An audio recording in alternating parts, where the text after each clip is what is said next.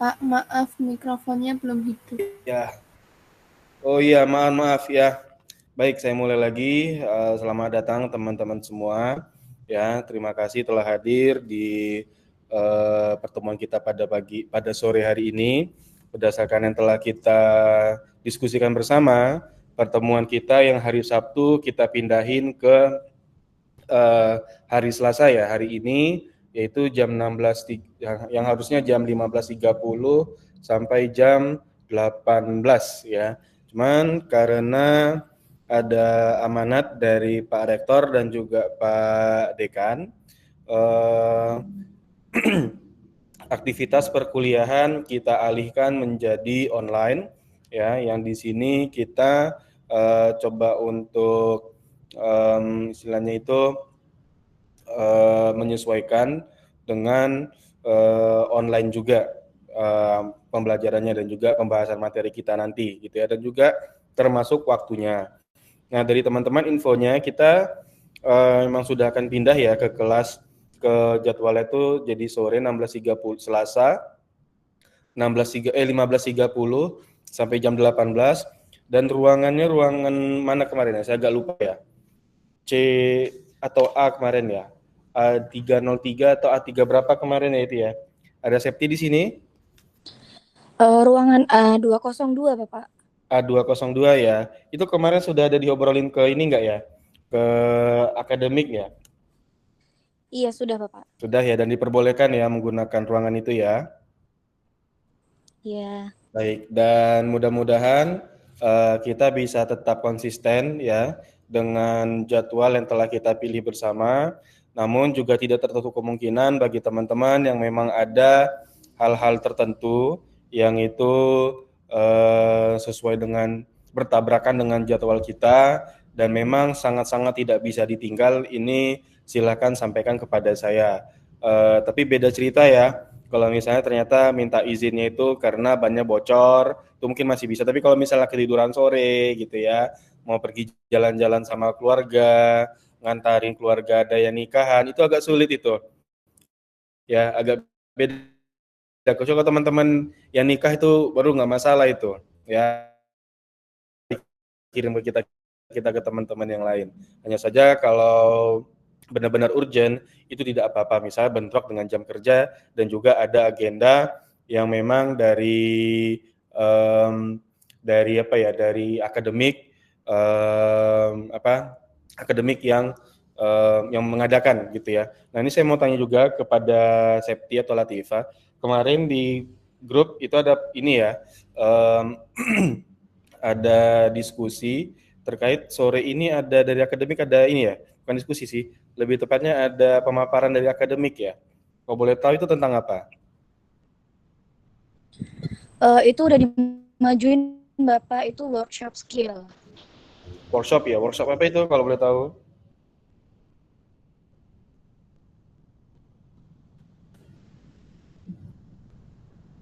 Workshop apa kalau boleh tahu? Atau nggak boleh tahu, makanya nggak dikasih tahu nih, diam aja nih.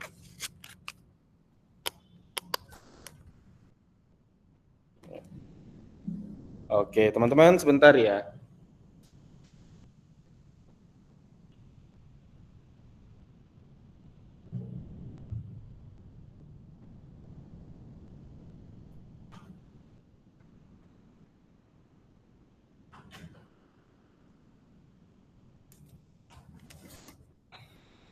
Baik, teman-teman semua ya. Untuk pertemuan sore hari ini karena kita bentuknya online, maka untuk absensi akan saya akan saya panggil satu persatu. Oke.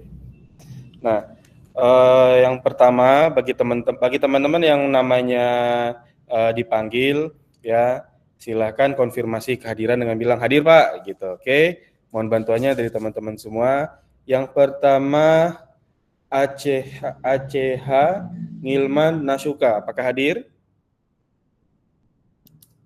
Enggak hadir ya. Oke.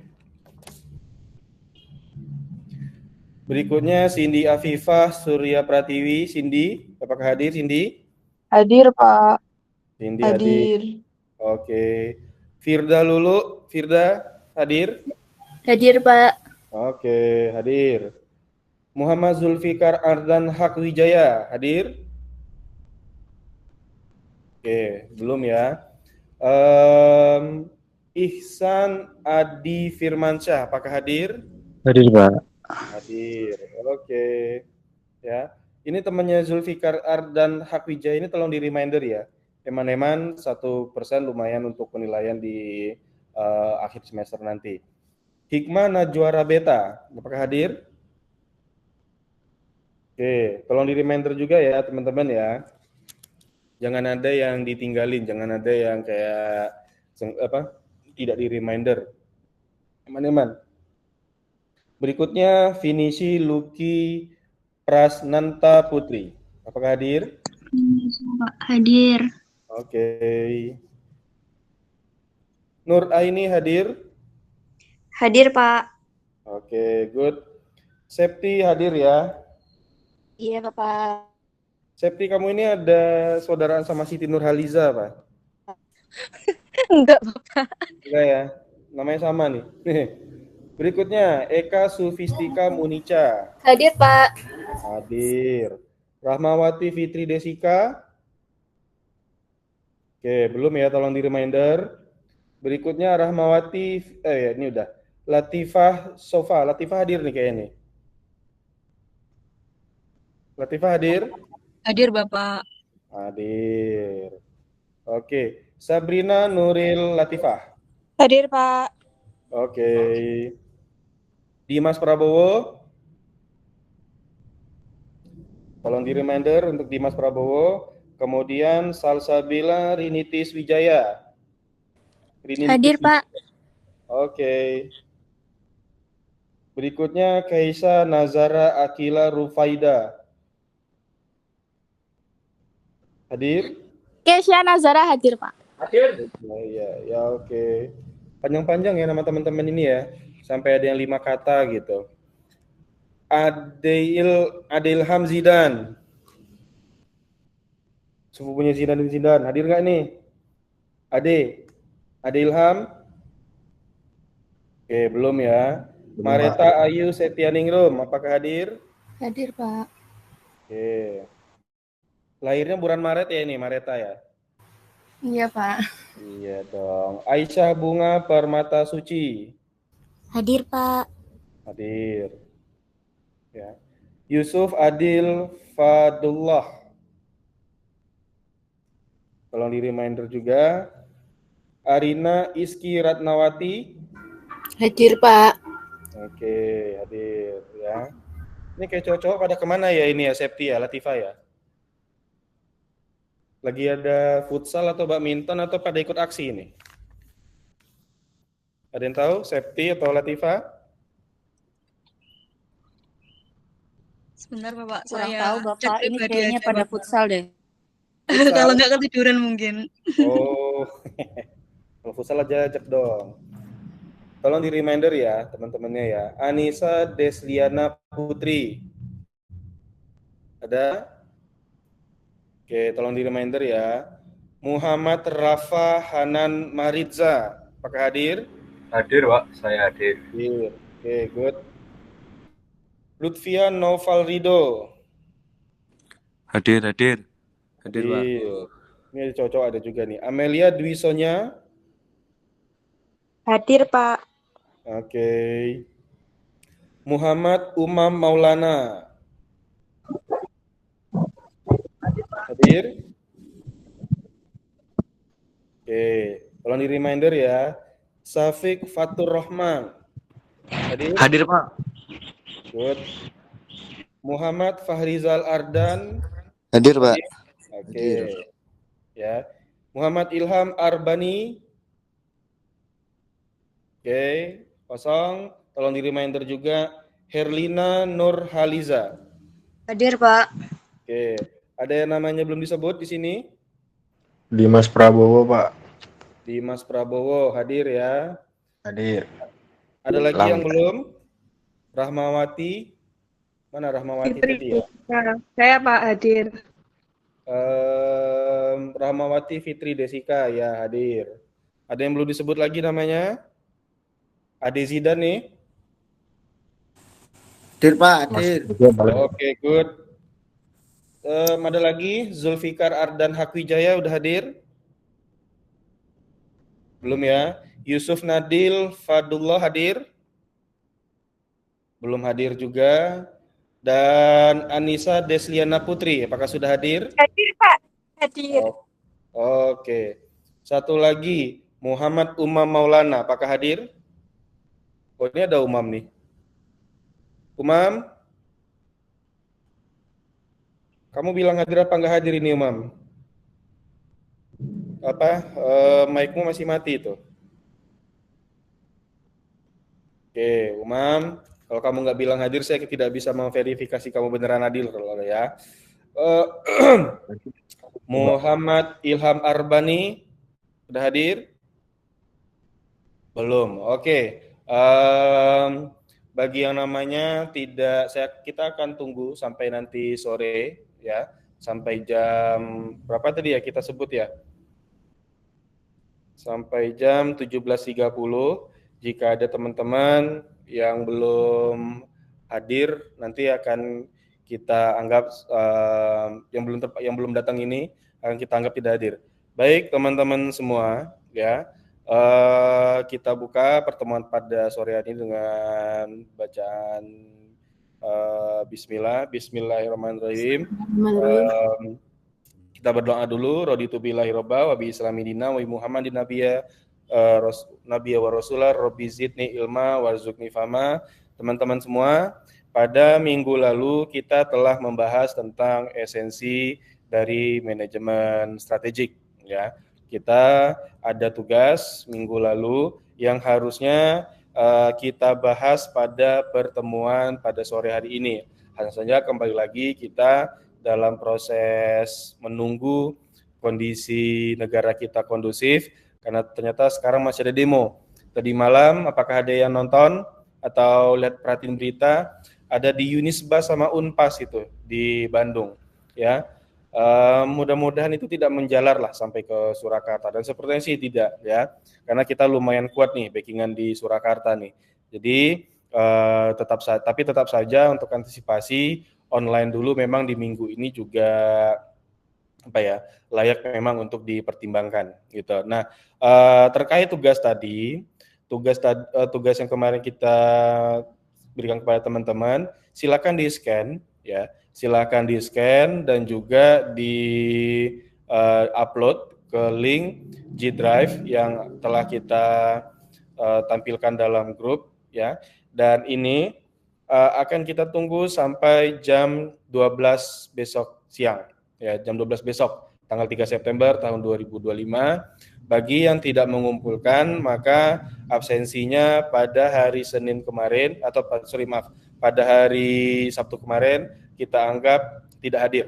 Karena tugas merupakan bagian dari kehadiran pada hari tugas itu diberikan. Saya tekankan pada hari tugas itu diberikan. Nah, kalau untuk yang sekarang nanti juga akan ada tugas, di bagian akhir nanti, dan tugasnya itu merupakan bagian dari kehadiran pada pertemuan kali ini. Baik, pada minggu lalu juga kita kembali coba untuk ingat pembahasan kita itu adalah mengenai esensi dari strategic management. Kita melihat sebenarnya strategik itu untuk apa sih? Ya, tujuan dari strategik itu adalah untuk menang.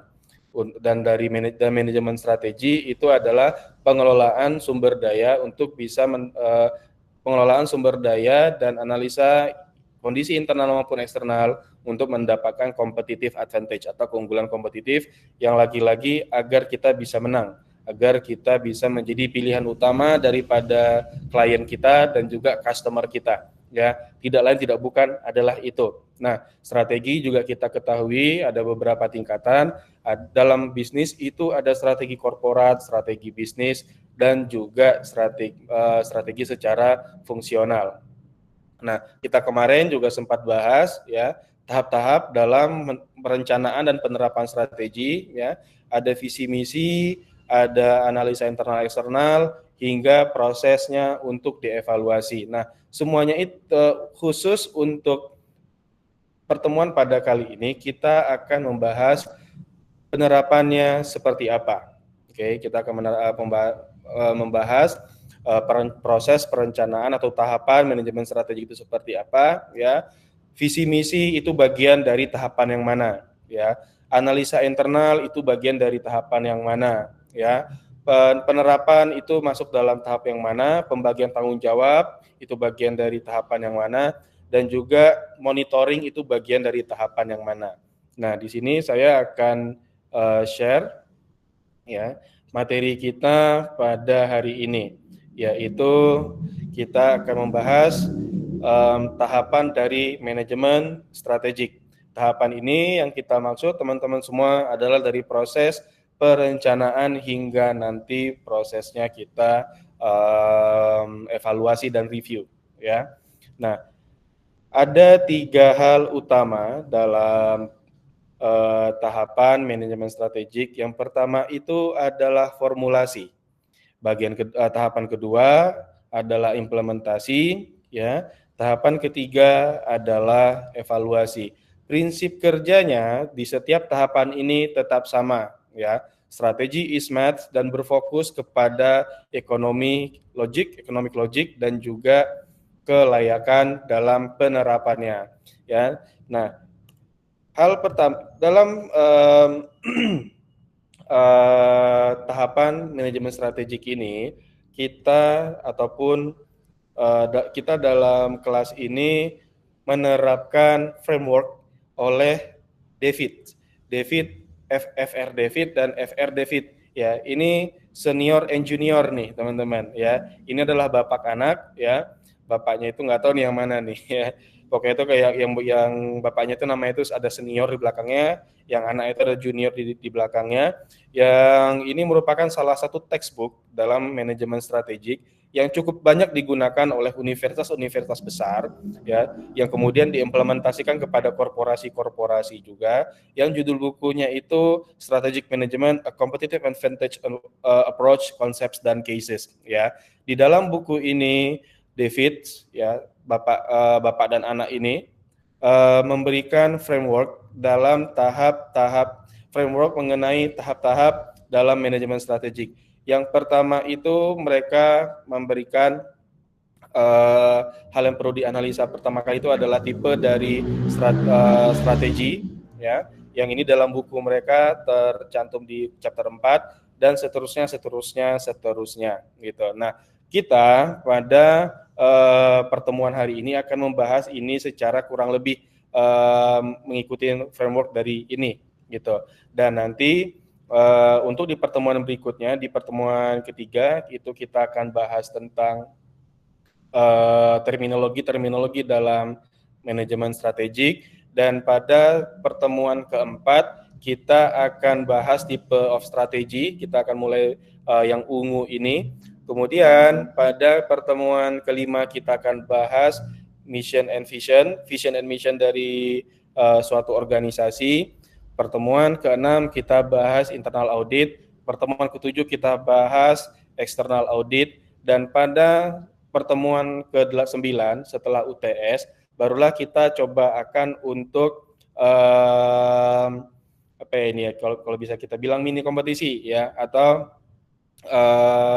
mini project gitu, mini project yang kita kompetisikan, yang kita akan mulai dari strategic generation, implementation, execution, dan juga monitoring, ya. Yang di sini semua pastinya akan dalam bentuk perencanaan implementasi, perencanaan eksekusi, dan perencanaan monitoring, ya. Kecuali kalau misalnya teman-teman sudah bergabung di organisasi tertentu dan benar-benar tune in memegang ini, lebih tepatnya itu benar-benar memiliki tanggung jawab ini sebagai PIC-nya, person in charge. Nah, itu barulah akan benar-benar ke arah eksekusi yang sebenar-benarnya, gitu. Oke, hal pertama, stage pertama atau tahapan pertama itu adalah formulasi, teman-teman semua, ya. Formulasi ini, ya, merupakan proses kita merumuskan rencana dan keputusan strategis yang akan digunakan organisasi untuk mencapai tujuan.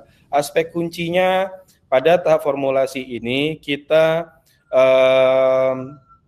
menyampaikan suatu pertanyaan, ya, menyampaikan suatu pertanyaan. Pada saat ini posisi organisasi kita seperti apa sih? Misalnya telah berlalu tahun 2024, pada tahun 2025 posisi kita itu ada di mana? Gitu. Posisi kita ada di mana? Kemudian pertanyaan kedua yang kita sampaikan ya, itu adalah kemana organisasi ini ingin pergi di masa depan. Setelah melihat terjadinya dinamika di masa lalu, di masa depan kita ingin apa? Ya. Kemudian bagaimana cara terbaik untuk mencapai tujuan tersebut? Biasanya dalam tahap formulasi ini teman-teman, itu diinisiasi oleh pimpinan-pimpinan tertinggi, oleh pemilik, oleh direktur, ataupun bahkan juga senior-senior manajer itu juga ikut gitu. Karena biasanya setiap akhir tahun ataupun awal tahun itu di akhir tahun itu biasanya ada evaluasi ataupun review. Nah, dari hasil itu muncullah pertanyaan-pertanyaan ini. Nah, kemudian dalam formulasi strategi ya, elemen utama dalam memformulasi itu adalah pengembangan visi dan misi, atau bahkan bisa dalam bentuk review visi dan misi yang kemarin sudah sempat kita bahas. Dan pada pertemuan hari ini kita akan berikan kepada teman-teman template yang biasanya digunakan dalam pengembangan ataupun review dari visi dan misi. Kemudian yang kemarin juga sudah kita bahas ya, analisis lingkungan eksternal. Kemarin kita juga udah coba untuk TAM, SOM ya, Pastel dan juga Porter 5 Forces, itu bentuknya seperti apa ya. Dan itu kita juga ada template yang barangkali nanti bisa teman-teman gunakan ketika nanti sudah mulai masuk ke mini project ya. Kemudian analisis lingkungan internal juga sama, sudah kita bahas kemarin, ada SWOT, ada BCG, ada resources based view, dan di sini nanti kita akan tambahkan satu namanya FRIO. FRIO itu merupakan turunan dari RBV. Nah, kemudian ada sintesis analisis menggunakan SWOT, ini juga merupakan bagian dari formulasi, merupakan bagian dari internal. Kemudian penetapan dan pemilihan. Nanti kita akan tunjukkan, biasanya kalau misalnya hasil dari analisa-analisa ini kita akan menetapkan dan memilih seperti apa. Baik, tanpa memperpanjang di bagian ini, saya akan langsung tunjukkan tahap awal dalam formulasi itu adalah analisa visi dan misi perusahaan. Visi itu sempat kita bahas sebelumnya, merupakan gambaran tujuan jangka panjang perusahaan, ya, menjelaskan arah yang ingin dicapai itu seperti apa. Kita kemarin sempat obrolin, ya, dalam visi itu biasanya tidak ada angka itu. Ada yang pakai angka, tapi kalau dalam pengalaman saya itu baiknya tidak menggunakan angka kecuali ketika pada misi.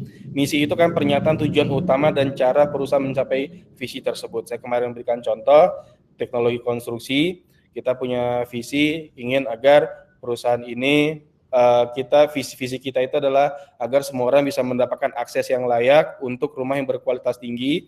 Misinya adalah mengembangkan teknologi yang mampu untuk menurunkan biaya konstruksi, yang mampu untuk memangkas durasi konstruksi. Nah, tujuan dari visi dan misi ini, teman-teman, agar menjadi panduan strategis kita dan panduan keputusan kita. Dan juga serta yang paling utama itu adalah motivasi, ya. Barangkali kan teman-teman sudah semester 7 ya. Saya boleh dikasih tahu teman-teman punya target lulus itu di semester berapa?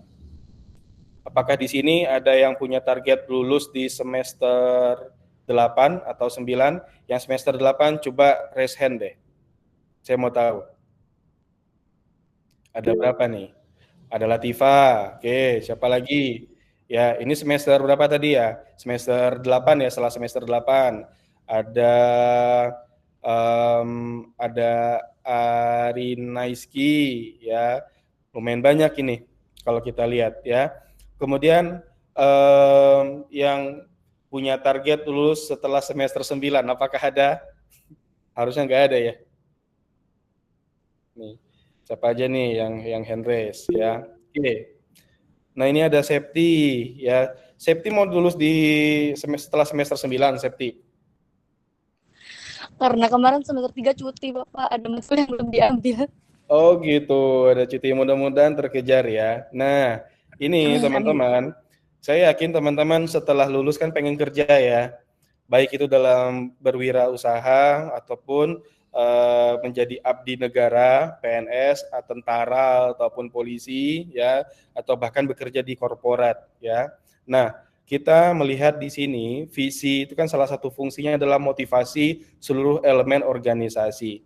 Dan biasanya di perusahaan yang memiliki visi jelas, visi ini merupakan daya tarik untuk mendapatkan talenta-talenta terbaik gitu. Dan biasanya juga dijadikan pertanyaan ketika wawancara tuh. Biasanya seperti ini pertanyaan wawancaranya ketika teman-teman mau bergabung. Kami ini adalah perusahaan yang bergerak dalam bidang energi baru terbarukan, dan tujuan kami itu agar semua masyarakat di Indonesia mendapatkan akses yang layak untuk energi, terutama energi listrik. Pertanyaannya, apakah kamu juga mencari hal yang sama atau hanya sekedar melihat perusahaan ini keren saja? Biasanya ada salah satu pertanyaan kayak gitu. Atau biasanya pertanyaan lain yang lebih halus ya, apakah kamu punya visi yang align dengan kami? Apakah hal ini menjadi sesuatu yang kamu tertarik juga untuk melakukannya? Nah, dan dalam analisa visi ini juga tidak hanya berlaku pada formulasi strategi, tapi bagi teman-teman nanti ketika mau mencari kerja ya, visi ini juga penting karena itu pasti akan ditanya itu. Apa sih yang membuat kamu ingin gabung sama perusahaan ini? Nah, biasanya itu juga dilihat dari visi gitu. Saya senang melihat visi dari perusahaan ini. Saya tertarik untuk menjadi bagian dari visi ini, dan dalam menjalankan misinya untuk mendapatkan untuk mencapai visinya, saya memiliki keahlian dan kemampuan yang capable untuk bergabung di perusahaan ini. Kurang lebih jawabannya akan seperti itu. Nah, kalau dalam konteks kita kembali lagi manajemen strategik, teman-teman semua, kita biasanya menganalisa visi misi ya, template-nya itu seperti ini. Dengan pertanyaan-pertanyaan yang terlampir di sini, misalnya, apakah apa yang menggambarkan organisasi dalam hal budaya, nilai-nilai, dan suasana keseluruhan, gitu. Apakah masih relevan? Apa memang harus diganti? Apa kita sudah benar-benar menjalankan visi ini atau belum, gitu kan? Kemana arah perusahaan? Apakah perusahaan sudah mengarah ke arah yang benar, ya? Tidak terlalu bombastis, tapi juga bisa realistis ya. Apa bisa dicapai nih secara realistis oleh perusahaan ya. Review tahun lalu misalnya, apakah masih relevan ini, apakah masih realistis, atau bisa juga kita melihat istilah atau frasa apa yang menggambarkan esensi perusahaan atau organisasi yang ingin dicapai dan tujuan akhir dari suatu perusahaan gitu. Apakah masih align dari dulu sampai sekarang. Nah, biasanya hasil itu akan di brainstorming ya, dan ada checklistnya ketika kita dalam proses menganalisa visi ya. Nah, ini baiknya ditulis dalam satu kalimat saja, menunjukkan ranah perusahaan ya. Kalau konstruksi ya konstruksi, kalau energi ya energi, makanan ya makanan, edukasi ya edukasi, pendidikan ya pendidikan gitu. Jangan kayak malang buana nih ya, ranah perusahaannya. Makanya kemarin kita sempat ngobrolin ya, kita kemarin ngebandingin punyanya UNS, UMS, dan juga UIN, itu ada ranah-ranahnya sendiri. Ranahnya UNS itu iptek, ranahnya UIN itu adalah Islam ya. Dan kemudian fleksibel sehingga mungkin adanya perkembangan. Nah, ini kadang-kadang menjadi suatu hal yang dikritisi ya. Kalau kita fleksibel artinya kita akan pada suatu saat akan berusaha untuk beradaptasi dengan lingkungan, dan itu akan berubah dari jalur yang telah ditetapkan pada visi gitu. Nah, secara perusahaan apakah ini diterima secara organisasi, apakah diterima secara konsensus di satu perusahaan ya, yang kalau misalnya diterima secara konsensus perusahaan, maka kemungkinan akan visinya akan berubah gitu. Dan kemudian secara detail, misalnya kalau di sini tuh ada jangka waktu misalnya 5 tahun ke depan apa segala macam, yang di sini sering terjadi perdebatan juga ya. Kalau dalam praktikalnya saya tidak menyebutkan waktu Ya, saya tidak menyebutkan waktu. Kalau waktu itu akan benar-benar terbatas, ya akan benar-benar terbatas. Kalau misalnya sudah tercapai waktu itu yang pernah kita diskusikan juga, so what? And then the next what? Apakah harus berubah? Apakah harus tetap? Apa gimana? Gitu. Nah, secara misi ini juga ada kita template-nya yang barangkali teman-teman bisa gunakan ya. Misi itu kalau berdasarkan template ini ya, yang umum digunakan, identitas perusahaan itu seperti apa dari segi profitnya gitu. Apakah tadi misalnya energi baru terbarukan, kalau energi baru terbarukan ya berarti harus ada hubungannya yang dilakukan itu dengan energi baru terbarukan, misalnya mengembangkan teknologi penyimpanan listrik ataupun lain-lain ya. Nah, apakah ini bertujuan untuk mengurangi atau menambah ya, menjadi vitamin ya untuk suatu permasalahan atau menjadi painkiller dari suatu permasalahan. Nah, di mana kita mau secara geografis ingin berfokus gitu, apakah di Indonesia, di Jawa, Sumatera atau di mana gitu ya, dan lain-lainnya yang ini nanti akan kita gunakan ya kedua template ini di pertemuan ke apa ya? Ke 4 apa kelima gitu, saya lupa gitu. Teman-teman silakan gunakan ini dan kita akan analisa perusahaan-perusahaan itu apakah terjawabkan dengan template ini gitu. Akan kita coba modifikasi juga untuk mengakomodir kebutuhan kita dalam menganalisa visi dan misi di perusahaan-perusahaan lainnya. Oke, next ya. Nah, dalam formulasi juga kita melakukan analisis lingkungan eksternal yang kemarin kita bahas, TAM, SAM, SOM, itu merupakan bagian dari formulasi ya. Ngumpulin data sebanyak mungkin dulu, kita analisa dulu ya. Nah, di sini kita mempelajari faktor-faktor di luar perusahaan yang dapat mempengaruhi kinerja dan keputusan strategi. Yang kemarin kita sempat coba itu ada PESTEL, ada TAM, SAM, SOM ya. Yang barangkali sering bentuknya TAM, SAM, SOM itu seperti ini. Yang kemarin teman-teman barang yang udah ada drilling ya, barangkali ketemu ini nih kemarin nih, mungkin ada ketemu ini ya. Yang kemudian ya ada PESTEL itu seperti ini nih bentuknya teman-teman analisanya. Dan di PESTEL ini sudah mulai ada angka ya. Kalau teman-teman lihat dari political misalnya hubungan hubungan diplomatik antar negara. Oke. Nah, sekarang misalnya ada perjanjian ekspor impor antara kemarin itu ya, antara Amerika dengan Indonesia. Kita kena berapa persen nih kalau mau ngirim ke sana, mengekspor ke sana. Dan kalau misalnya impor, kita kena berapa nih? Mereka kena berapa? 0% ya, kita masih kena 15%. Sudah mulai ada angka di sini. Makanya strategi is math gitu. Ada matematikanya, ada perhitung-hitungannya. Kemudian ekonomi, contohnya ada nilai tukar yang kita akan analisa. Dolar, kekuatan dolar terhadap rupiah itu berapa sekarang nilai tukarnya? Sempat dulu ada di level 14.500, tapi jauh sebelum itu teman-teman, $1 itu tuh 10.000 tuh sempat itu dulu. Nah, sekarang malah menaik jadi 16.500 ya. Makin lama makin kejepit gitu.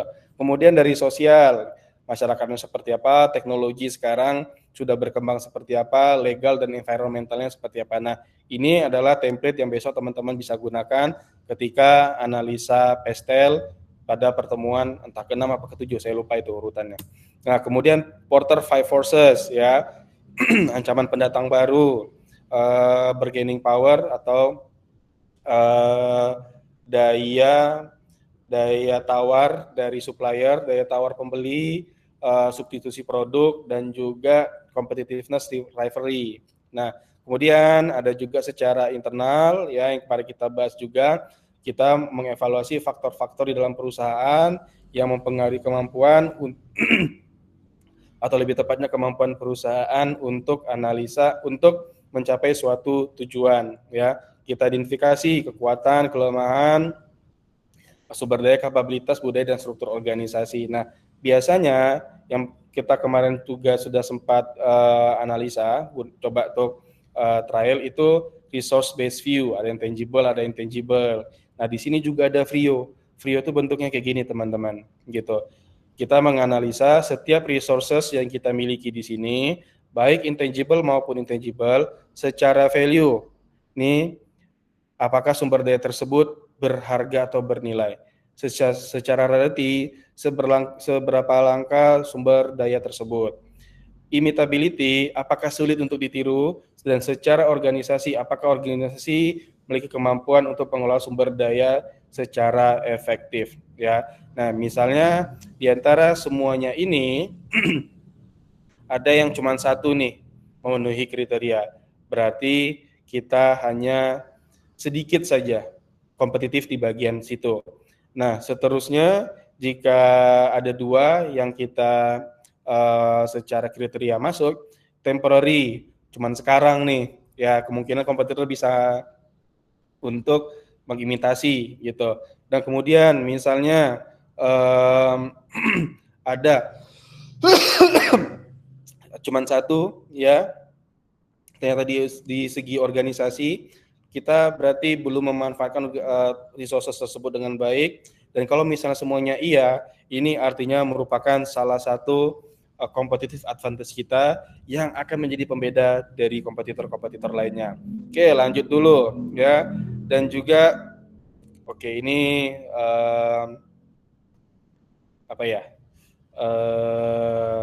lupa tak ini bagian terakhir, bagian nanti ini teman-teman. Oke. Nah, kemudian kita juga kemarin SWOT analysis, strengths kita di mana sekarang, ya, weakness kita seperti apa, opportunity ke depan. Kemarin kita juga sudah drilling di sini. Nah, kemudian setelah menganalisa visi, terus kita analisa internal kita, eksternal kita, resources kita seperti apa, ya, barulah kita bisa memilih strategi, ya. Dalam pemilihan strategi ini, ya, ada tingkatan-tingkatannya. Ketika tingkat korporat, keputusannya itu bisa dalam bentuk diversifikasi, ya, baik itu kita bikin lini bisnis baru, ya, atau kita bisa beraliansi. Aliansi itu lebih tepatnya dalam bahasa gampangnya itu adalah kolaborasi, ya, akuisisi, atau yang ada sekarang itu diekspansi. Dalam tingkat bisnis, ya, kita sudah mulai untuk menentukan cara mainnya seperti apa. Kompetitifnya itu agar kita bisa menang tuh kayak bagaimana gitu. Nah, secara fungsional kita sudah memulai untuk mengelola sumber daya. Faktor-faktor yang mempengaruhi pemilihan strategi itu adalah analisa tadi, ya, analisa SWOT, sumber daya kita seperti apa, ya, eksternal itu seperti apa, nilai sekarang kita seperti apa, visi dan misinya, dan resikonya ke depan nanti bakal seperti apa. Nah, ini adalah contoh ketika kita sudah mulai melakukan pemilihan strategi, mulai dari tingkat korporat, kurang lebih narasinya akan seperti ini. Berdasarkan kekuatan keuangan perusahaan dan peluang pasar di sektor baru yang sedang berkembang, yang kita anggap ini adalah energi baru terbarukan, perusahaan memutuskan untuk membuka lini bisnis baru di bidang energi terbarukan sesuai visi jangka panjang menjadi perusahaan yang berkontribusi pada keberlanjutan energi. Yang ini ada contohnya di Pertamina. Nanti kita akan lihat Pertamina itu dalam implementasinya, ya, dia juga mengadaptasikan secara struktur perusahaannya, nanti akan kita lihat. Kemudian dalam tingkat bisnis, ya, melalui analisis internal yang menunjukkan keunggulan R&D dan lingkungan eksternal dengan permintaan konsumen yang meningkat terhadap produk ramah lingkungan, unit bisnis memutuskan untuk mengembangkan produk unggulan yang ramah lingkungan yang berbeda dari pesaing. Tingkat fungsional, mengingat tren pasar yang mengarah pada belanja online, ini contoh saja, ya. Dan referensi pelanggan akan layanan cepat, Departemen Pemasaran mengalokasikan sumber daya untuk kampanye digital dan pelatihan staf, gitu. Nah, ini mulai pengelolaan sumber daya nih, gitu. Pengelolaan sumber daya agar SDM yang kita miliki siap untuk bersaing. Nah, kemudian stage kedua, teman-teman, ya, adalah implementasi dan eksekusi. Dalam implementasi, kita sudah mulai mengubah rencana menjadi suatu program kerja, bisa kita bilang program kerja yang itu bisa kita ukur dengan KPI tertentu, atau juga ada namanya itu OKR, Objective Key Result. Nanti kita akan lihat lebih lanjut. Ya, aspek kuncinya dalam implementasi strategi ini adalah sudah mulai ada dikomunikasikan, ya, dikomunikasikan secara luas dalam suatu tubuh perusahaan, dalam keseluruhan bagian dari organisasi ataupun korporasi, gitu.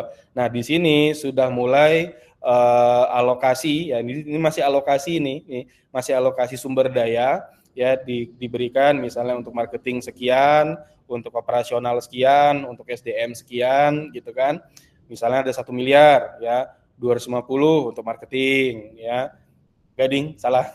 Biasanya marketing itu gede, 500 juta untuk marketing, 250 juta untuk operasional, 150 juta untuk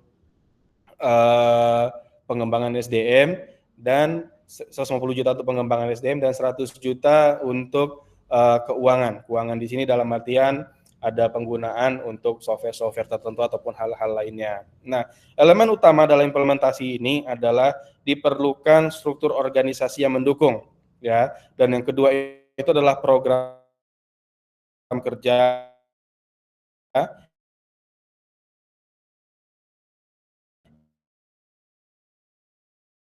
yang ketiga, pengukuran pengembangan organisasi, pengaturan formal, pengaturan peran secara formal, pembagian tanggung jawab, ya, dan hubungan kinerja antar individu ataupun antar unit, ya. Di sini sangat penting sekali agar struktur organisasi itu align dengan strategi yang dipilih, karena akan membantu untuk menyelaraskan aktivitas dan komunikasi serta koordinasi dan juga kelancaran eksekusi, gitu. Nah, contohnya dari Pertamina, ya. Pertamina adalah perusahaan energi yang dimiliki oleh Indonesia, ya. Dulu migas, ya, kemudian mereka beralih untuk menjadi perusahaan energi, gitu. Nah, di sini mereka itu tidak hanya ingin jualan migas tuh. Sempat dulu tidak hanya ingin jualan migas, tapi juga ingin ke arah energi baru terbarukan, dan juga mereka ingin memperkuat peran mereka di dalam migas. Nah, makanya di sini kalau teman-teman lihat, ya, secara korporasi Pertamina itu punya struktur organisasi, ada presiden direktur yang pada kepengurusan tahun lalu sebelumnya lah, ya, itu ada ibu-ibu tuh, saya lupa namanya ibu-ibunya tuh, ya. Dan di sini dalam tahap penguatan sektor bisnisnya mereka menciptakan holding, ya, ada holding dan di bawahnya itu ada subholding. Nah, subholdingnya inilah yang menjalankan strategi-strategi bisnisnya. Ada yang di bidang komersial apa trading, ada yang di bidang NRE itu New Renewable Energy, ada yang di gas, ada yang di logistik untuk migas, dan juga ada yang lain. Nah, kalau kita, ya, sekarang kuliahnya itu offline, saya sudah nyuruh teman-teman untuk drilling, ya. Dan sempat kepikiran juga bagi saya ingin coba drilling di sini, bagi kita coba di online ini juga ada drilling, ya. Teman-teman semua, ya, yang saya harapkan semuanya pada menyimak, ya. Coba teman-teman cari, ya, struktur organisasi suatu perusahaan apapun itu, ya, dan coba teman-teman sampaikan di kolom chat perusahaan yang teman-teman cari itu apa. Oke, silakan kita berikan waktu sekarang 16.47, kita berikan waktu sampai 16.50. Silakan teman-teman semua, ya, browsing, cari, pilih perusahaan apa, pilih perusahaan tertentu, ya, dan lihat secara struktur organisasinya. Di situ kita akan lihat tuh, ya. mereka seperti apa, strategi bisnisnya. Kalau Pertamina jelas, ya dia itu fokus di energi dan juga migas. Makanya di sub holding ini, ya mereka itu banyak tuh, ya kegiatan perusahaan-perusahaan yang mendukung kegiatan utama mereka. Oke, silakan teman-teman. Ya, boleh sektor apa saja boleh, ya. Tapi saya rekomendasikan ukuran perusahaannya itu yang menengah ke atas, ya. Menengah ke atas itu dalam artiannya adalah perusahaan itu sudah dikenal secara nasional, ya. Kalau masih UMKM biasanya untuk hal-hal seperti ini tuh belum, ya. Oke. Sudah 16.48, silakan bagi yang telah menemukan barangkali boleh kali ya masukkan ke kolom chat. Adaro dari Najwa. Oke. Ada yang lain? Next, Adaro. Coba saya Paragon dari Rahmawati. Oke, mari kita lihat Adaro struktur organisasi. Paragon menarik nih, saya juga sempat bahas itu punyanya si Paragon. Paragon. Ada lagi?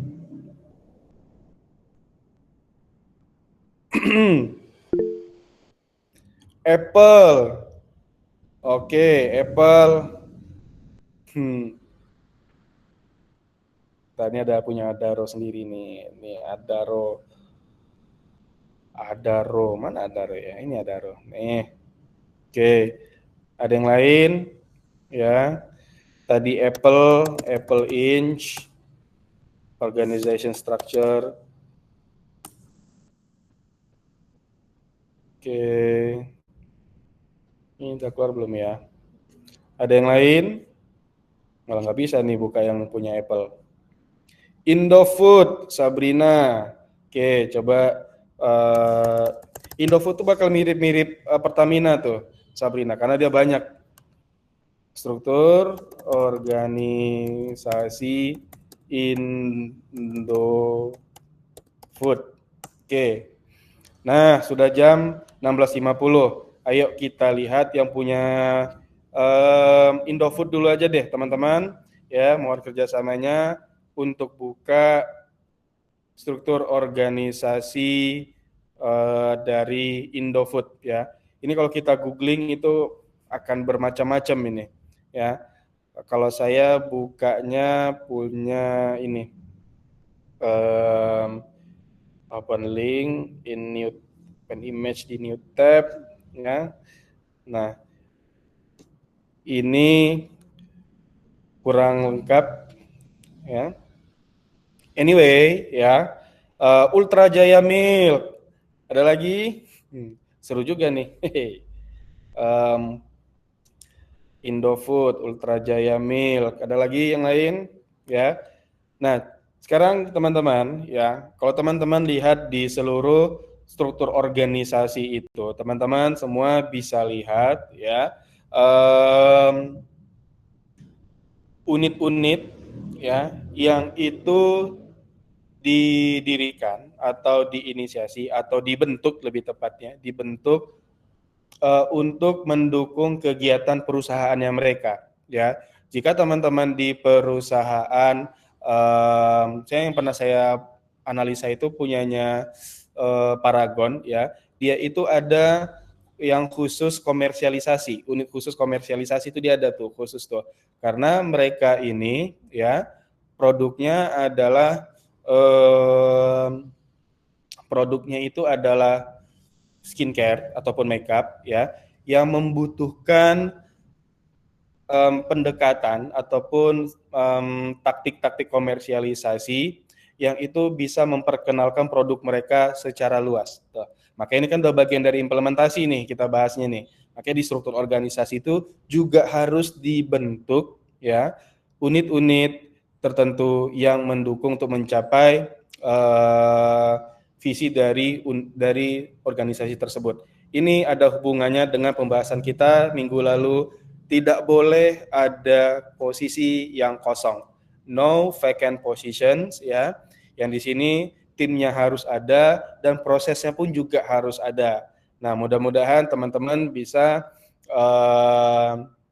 dapat pemahaman lebih dalam mengenai prinsip yang kemarin kita sebutin, why, kenapa di dalam organisasi, dalam menjalankan strategi tidak boleh ada posisi yang kosong. Inilah dia buktinya teman-teman. Ini menunjukkan dapat kita lihat dari struktur organisasi. Oke, next ya. Hal kedua dalam implementasi itu adalah program kerja ya. Program kerja tadi kita lihat di contohnya apa itu namanya? Paragon ya. Program kerjanya itu agar terkenal nih produk, mereka sering melakukan yang namanya call, mendekati call. Call itu key opinion leaders ya, yang kalau misalnya teman-teman lihat kalau di otomotif itu ada namanya Fitra Eri ya. Kalau misalnya di kehidupan sehari-hari mungkin ada Atta Halilintar atau Ria Ricis atau Mbaknya Ria Ricis itu namanya siapa ya? Ustadz apa namanya? Ada ingat teman-teman? Saya kok lupa malahan. Mbaknya Ria Ricis itu siapa ya? Ustadz apa gitu namanya itu? Ada yang tahu? Oki Setiana Dewi, Pak. Oki Setiana Dewi. Nah, misal Oki Setiana Dewi, kita punya produk halal nih, gitu ya. Makeupnya kan halal tuh, Paragon tuh. Mereknya apa lagi Paragon tuh? Saya lupa lagi mereknya. Wardah ya. Wardah, the first halal skincare di Indonesia. Tentunya kalau misal mau cari ke opinion leader, itu harus ke Oki, misalnya kan. Ustazah Oki gitu, Ustazah Oki ya, agar jalan nih agar lebih terkenal nih dan juga dapat feelingnya. Nah, itu merupakan bagian dari program kerja teman-teman untuk menerapkan strategi ya. Dan biasanya program kerja ini itu sudah spesifik dihandle oleh lini-lini bisnis tertentu gitu. Ada tujuannya, ada sasarannya gitu kan. Terus rencana kegiatannya terinci, terjadwal. Ya, ada penanggung jawabnya, ada anggarannya. Misalnya tadi mau ke Ustadz Oki, pasti dong ada anggarannya kalau kita ingin menjadikan beliau sebagai brand ambassador gitu kan. Dan ada indikator keberhasilan. Misalnya setelah kita ke Ustazah Oki gitu, ke Ustazah Oki itu followers Instagram kita meningkat 10% misalnya. Atau penjualan secara tidak langsung penjualan pada bulan itu setelah kita menggunakan Ustazah Oki itu mulai banyak yang mencari untuk produk Wardah misalnya gitu. Dan kadang-kadang juga bisa di-trace secara Google ya. Di Google itu dari keywords itu kalau nggak salah kita ada Google Analytics ya istilahnya.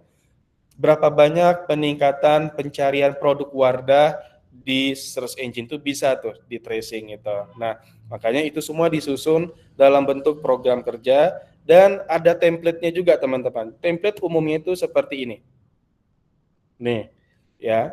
Template umumnya itu seperti ini. Nama program kerjanya itu apa? PIC-nya siapa? Misalnya ya Septi kerja di Wardah tadi di Paragon, megang salah satu lini produk yaitu bedak misalnya. Nah, program kerjanya itu ya dalam bedak ini adalah membuat event offline pameran yang di situ bisa langsung untuk trial si bedak-bedaknya ini gitu. Nah, di sini nama program kerjanya adalah ikut pameran kosmetik kecantikan gitu.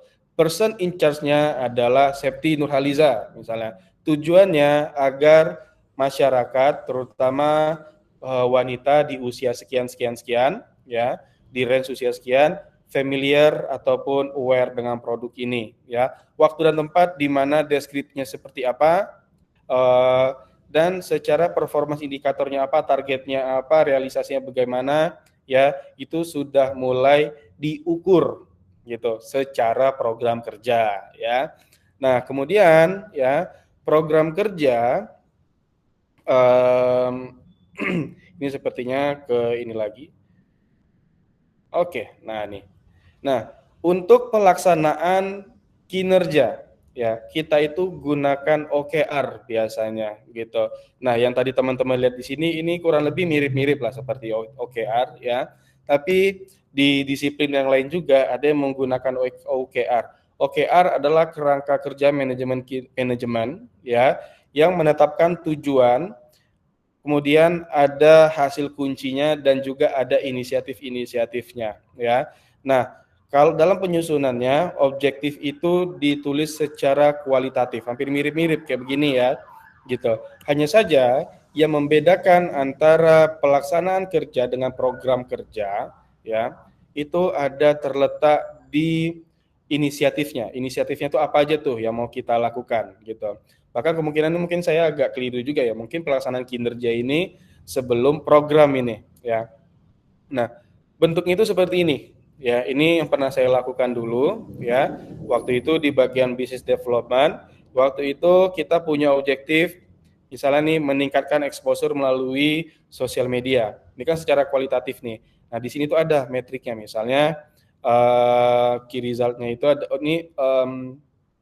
key resultnya itu adalah publish story. Gitu. Ini lebih tepatnya itu ini inisiatif ya, ini inisiatif. Nah, terus ada membangun momentum melalui partnership ya, profiling, terus juga mohon maaf, ini benar. Ini adalah key result nih ya. Nah, ini key result ya, profiling komunitas ya, misalnya metriknya kontak, meeting, visit dan lain-lain, dan juga seterusnya. Nah, ini memang merupakan bagian ya pelaksanaan kinerja dan juga program kerja itu memang suatu hal yang saling bersinggungan satu sama lain. Bahkan at some point juga tidak tertutup kemungkinan ya dilakukan ataupun dituangkan dalam satu template yang sama nih teman-teman. Nah, jadi nanti ketika teman-teman ya bekerja di suatu perusahaan tertentu ataupun organisasi tertentu ya, biasanya akan menemukan cara-cara mereka sendiri dalam menentukan program kerja dan juga pelaksanaan kinerja. Yang itu semua adalah fair enough ya.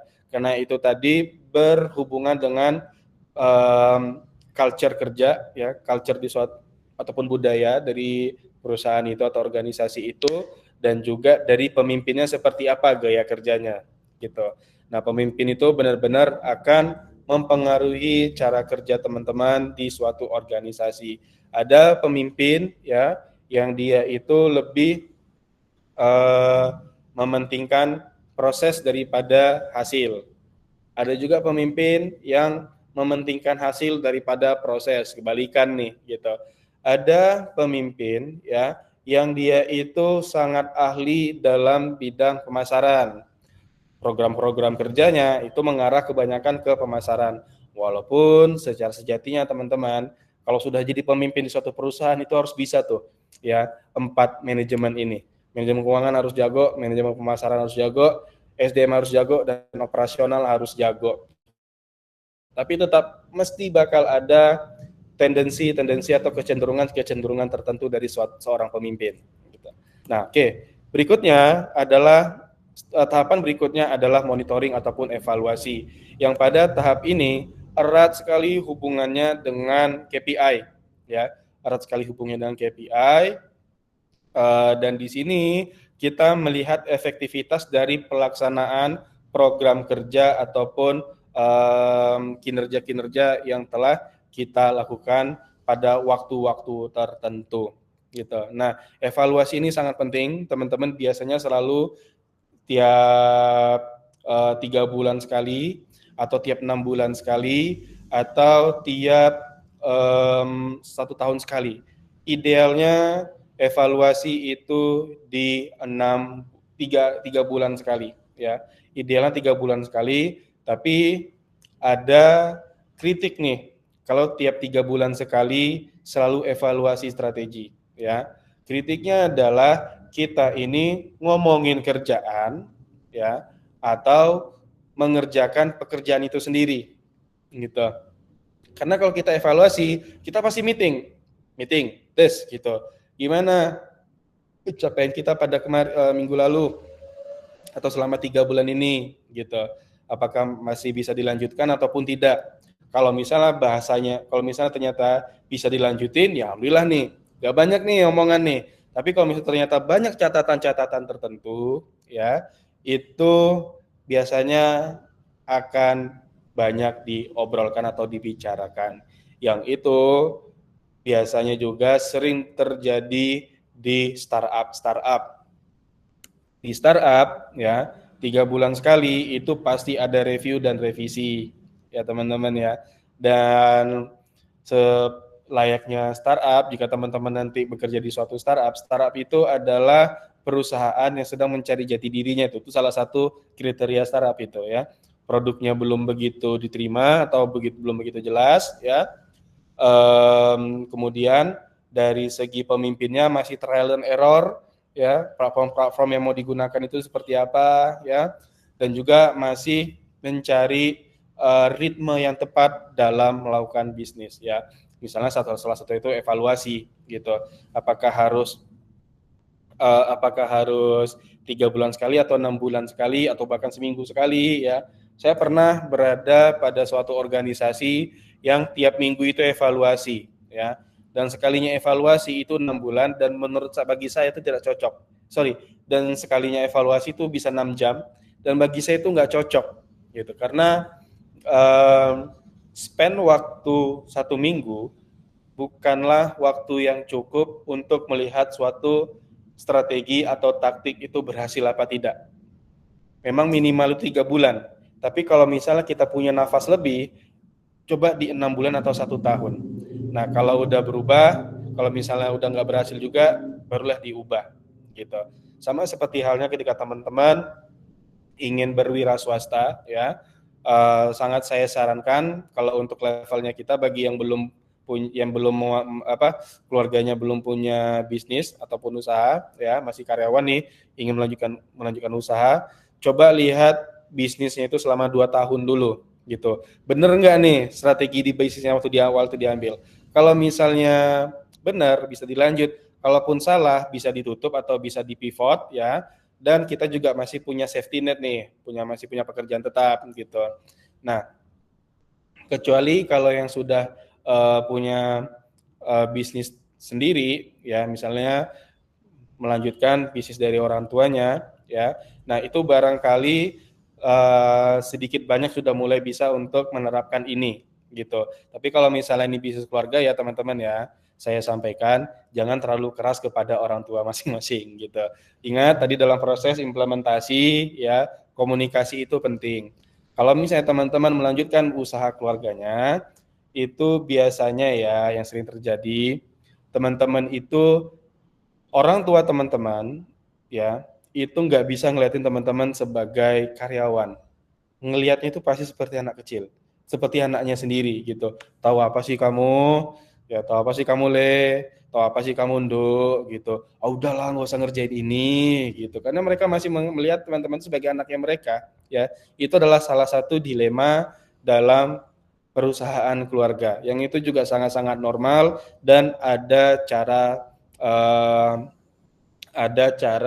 penanggulangannya itu, ada caranya gitu. Karena saya dulu juga sempat berada pada posisi yang sama, teman-teman saya juga berada pada posisi yang sama juga pernah gitu. Nah, makanya ini bagian dari evaluasi. Evaluasi dan review itu penting, teman-teman. Nah, metode evaluasi ya ada berbagai macam caranya. Ada yang sejak awal kita sudah bikin KPI, Key Performance Indicator ya, yang itu sering bertabrakan dengan OKR biasanya, Objective Key Result gitu. Nah, nanti di sini kita dalam proses penyusunan strategi ataupun penyusunan metode evaluasi, kita akan coba gunakan bantuan dari AI. Silakan gunakan Perplexity, ChatGPT, Gemini, Copilot ataupun segala macam itu untuk membantu pengukuran kinerja, dan feedbacknya itu bakal seperti apa tuh kita mau dapetinnya gitu. Nah, ini contoh KPI misalnya. Kalau tadi kita OKR itu untuk menunjukkan dari segi proses dan kinerja tuh teman-teman ya. Kalau kita sudah KPI, biasanya tidak selalu sih, yang dilihat itu adalah hasil akhirnya. Misalnya dalam proses marketing ataupun sales ya. Kalau dalam OKR proses sales itu adalah melihat berapa jumlah leads atau jumlah kontak yang kita miliki, misalnya 500. Dari jumlah kontak yang kita miliki ini, berapa yang telah kita kontak dan membalas, misalnya dari 500 menjadi 250 gitu ya. Nah, kemudian dari yang 250 ini berapa banyak yang telah masuk dalam tahap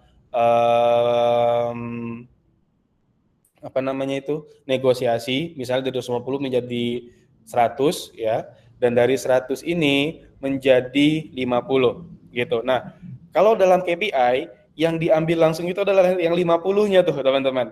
Misalnya ini kan penjualan itu langsung 50.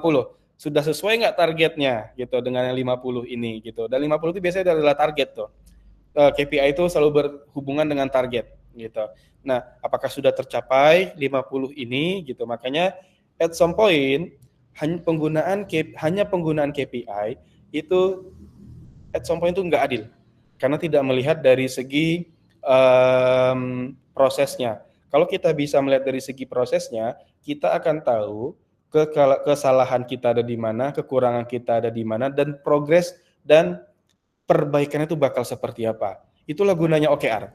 OKR dulu baru KPI gitu. Nah, ini yang perlu kita lihat bersama agar tidak terjebak dalam proses KPI, penentuan KPI ini ya. Ya nanti kita akan bahas lebih praktikal dalam pertemuan ke-14 sebelum teman-teman mulai untuk presentasi pada pertemuan ke-15. Insya Allah semua prosesnya akan kita bimbing ya, akan kita bantu untuk arahin, dan barangkali teman-teman saya sudah juga sampaikan ya, manajemen strategik itu tidak sulit, tapi akan demanding ya, karena banyak nih yang perlu kita lihat satu persatu gitu. Bahkan kalau misalnya sudah sampai proses monitoring ya, tidak tertutup kemungkinan balik lagi ke awal ya, formulasinya ini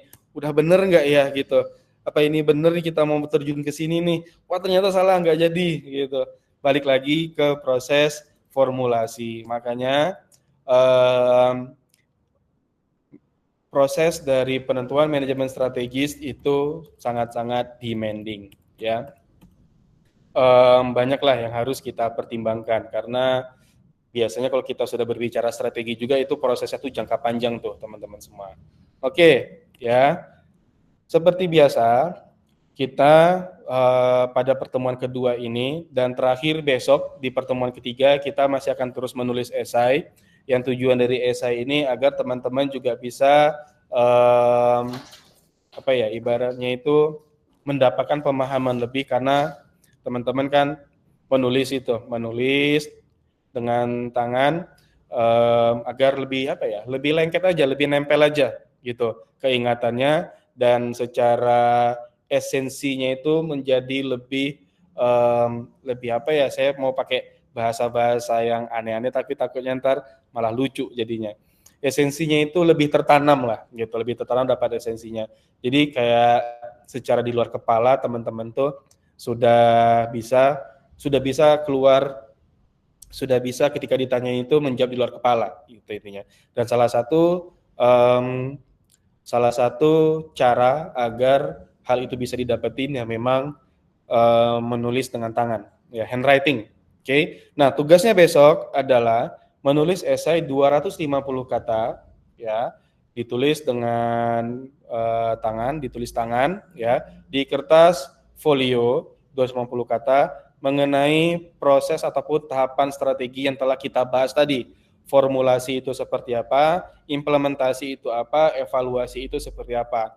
Seperti biasa dan kemarin-kemarin juga teman-teman silakan gunakan AI untuk membantu teman-teman mendapatkan pemahaman lebih dalam terkait dari esensinya tahapan dari manajemen strategik ini. Oke, kurang lebih itu untuk pertemuan kita pada sore hari ini. Bagi teman-teman, apakah ada yang mau ditanyakan sebelum ke sana? Tugas ini untuk kita kumpulin di Selasa minggu depan ya. Jadi masih panjang kok waktunya. Dan gunakan aja AI untuk mempermudah ya. Tapi tetap tulis tangan. Oke, dengan tulis tangan insya Allah ya tidak hanya akan sekedar ngeliatin ya udah, tapi juga akan terhayati lah intinya gitu. Baik, adakah pertanyaan dari teman-teman yang mau disampaikan kepada saya pada sore hari ini? Ya. Pak, mohon Ya, maaf Pak, silakan Yusuf. saya tadi belum dipanggil Pak. Maaf Pak. Oke. Baik ya, Absen, sambil Pak. menunggu yang pertanyaan, jika ada yang belum dipanggil untuk absensi, silakan sampaikan kepada saya. Yusuf Nadil ya. Iya Pak, maaf Pak. Oke, Maaf, ada Pak. Najwa. Silakan Najwa, ada yang mau ditanyakan, silakan. Saya juga belum absen, Pak. Juga. Oke, terima kasih sudah notice ke saya. Mana Najwa. Kamu beneran kelas ini nggak sih Najwa? Kok nggak ada namanya? Iya. Hikmah Najwa 245. 245 belakangnya ya. 24. Oh Najwa, iya nih, belum. Ada lagi yang belum? Ya. Saya Pak, belum di absen Pak. Ardan nih yang mana nih namanya nih? Oh Ardan ya, tadi kamu telat masuknya Ardan. Wah iya Pak. Ardan Wanti itu. Umam Maulana udah, Umam udah hadir nih. Umam dia hadir tadi. Jogging paling Pak. Apa? Jogging paling Pak. Loh, jogging. Ya nggak apa-apa sambil jogging, tapi kalau dipanggil ini juga nyaut dong. Tadi ada Umam kalau nggak salah saya ya. Ada di Tadi dia udah ngomongan Pak. Gimana?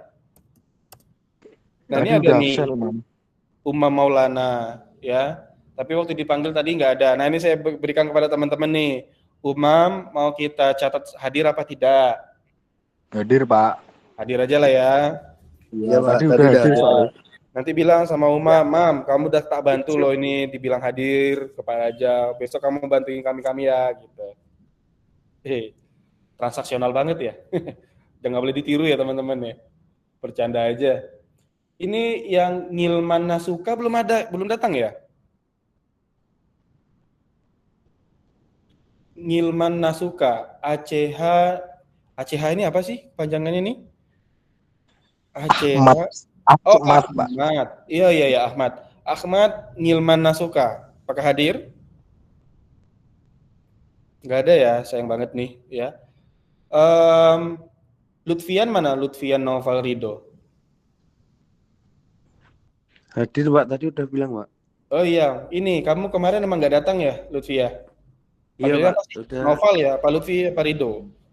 Rido Pak, Rido. Lutfian Pak, udah saya WA Bapak. Oh, kemarin karena apa itu? Nanti supaya saya cek lagi ya. Iya.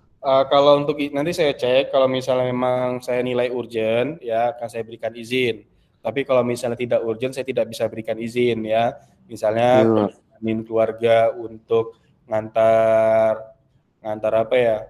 Ngantar umroh misalnya gitu kan, atau ngantar ke bandara, ya itu nggak bisa gitu kan, karena tidak ternilai sifat urgent. Tapi kalau misalnya ada keluarga yang sakit, mengantar ke rumah sakit, bapak kandung sendiri gitu ya, orang tua kandung sendiri gitu, itu masih bisa kita pertimbangkan. Tapi kalau misalnya omnya mungkin tidak kita bisa pertimbangkan karena satu dan lain hal.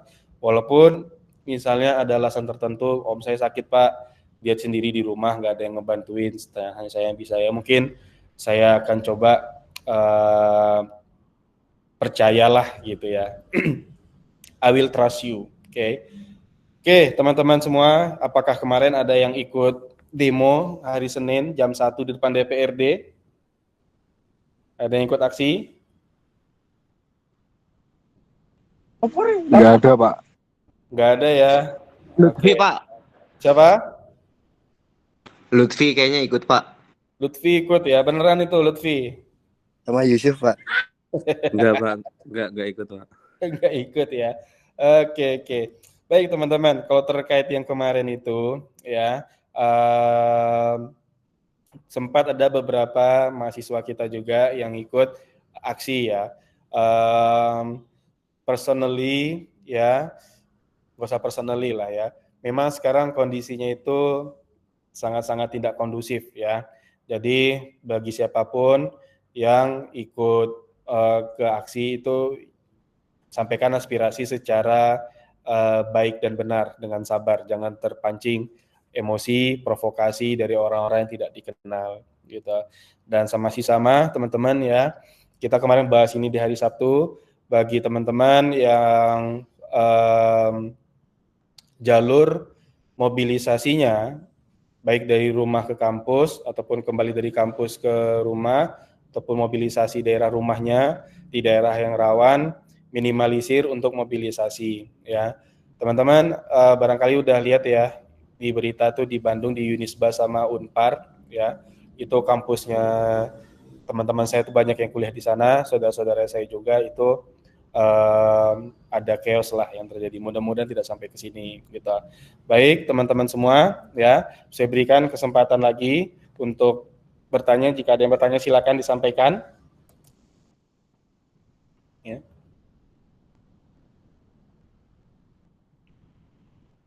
Oke. Ya. Baik, jika tidak ada ya, kita cukupkan saja. Dan karena ini sifatnya online, teman-teman, ya, saya meminta kemakluman dari teman-teman semua. Jika waktu kuliahnya kita perpendek, lebih agak lumayan juga nih kita perpendeknya nih, ya, karena ada beberapa metode-metode yang barangkali tidak bisa kita lakukan. Ada beberapa trial ataupun case study yang itu memang tidak bisa dilakukan secara online tuh teman-teman ya, terbatas.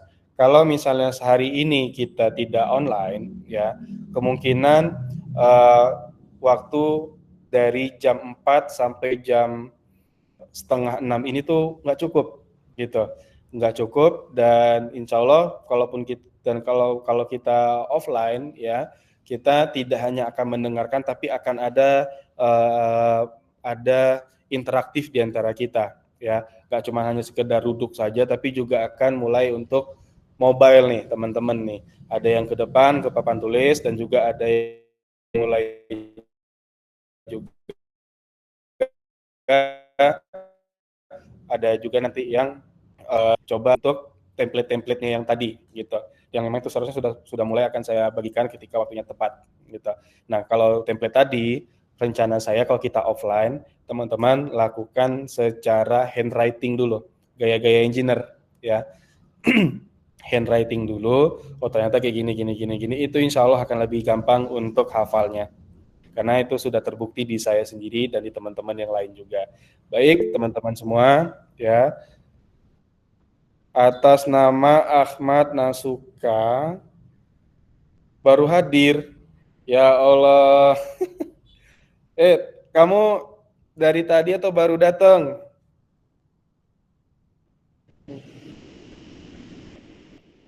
Baru datang, Pak. Baru datang. Nah, ini saya balikin kepada teman-teman ya. Gimana teman-teman? Ngilman baru datang, ya. Ahmad Ngilman baru datang, ya. Ini udah mau ditutup nih, baru datang nih. Kita anggap hadir atau kita anggap absen nih? Gimana teman-teman?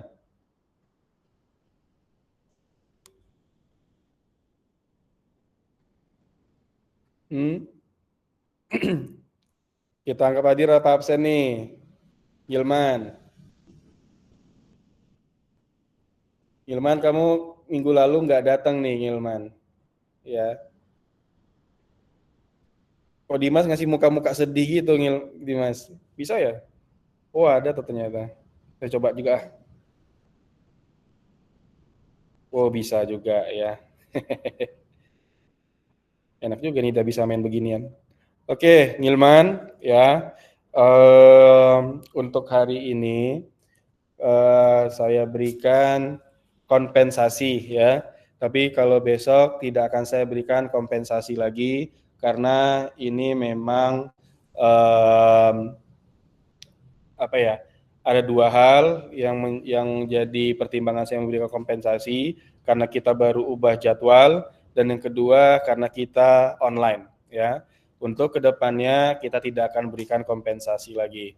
Baik teman-teman semua, untuk pertemuan pada sore hari ini kita cukupkan. Bagi teman-teman semua, silakan jaga kesehatan dan juga jaga diri. Mudah-mudahan akan segera lebih kondusif di minggu depan. Sampai jumpa di minggu depan. Jika saya ada salah kata, salah perbuatan, salah tindakan ataupun salah lainnya ataupun kekurangan dalam penyampaian, mohon dimaafkan. Mudah-mudahan ketika sudah offline akan lebih optimal dan maksimal lagi. Saya tutup. Wabillahi taufik wa hidayah. Assalamualaikum warahmatullahi wabarakatuh. Sampai jumpa teman-teman. Waalaikumsalam warahmatullahi wabarakatuh. Terima kasih, Pak. Waalaikumsalam. Terima kasih.